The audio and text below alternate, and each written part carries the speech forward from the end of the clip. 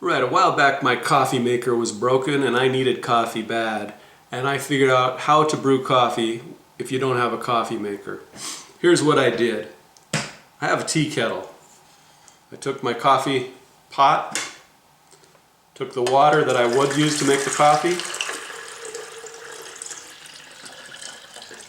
poured it into a tea kettle,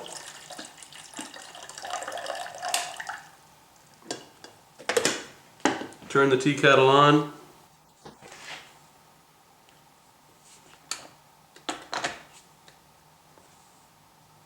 there we go. Then take my regular strainer basket from my coffee maker. I put the coffee grounds in, just like always. I set it up on here, and it'll probably take, I don't know, maybe 3 or 4 minutes to boil this water. You don't want to put boiling hot water. I've read that somewhere around 200 degrees is ideal, so I'm just going to take this up to approximately 200 degrees and I'm going to make some coffee.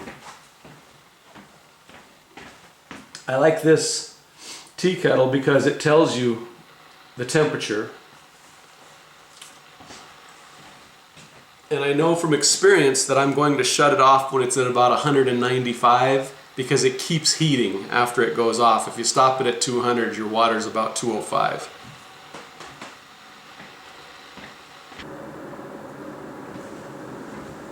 Alright, so my water's at about 195. I'm going to go ahead and pull it off and pour it over a little at a time, just like the coffee maker would do. And it took about 3 or 4 minutes for this tea kettle to heat up the water, and it'll probably take 3 or 4 minutes for the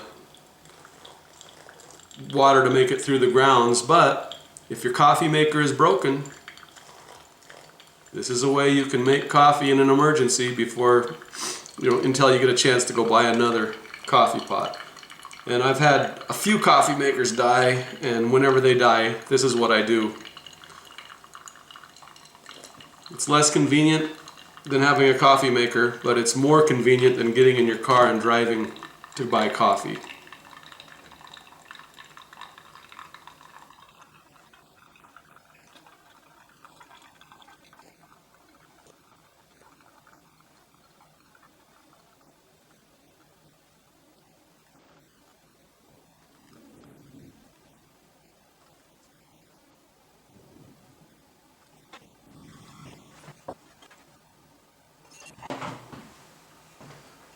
Alright, no coffee maker, no problem.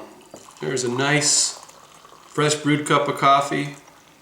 All you need to do is take the parts from your coffee maker, pour boiling water, and here it is. If your coffee maker's broken, in a pinch, you can make coffee. Hope this is helpful.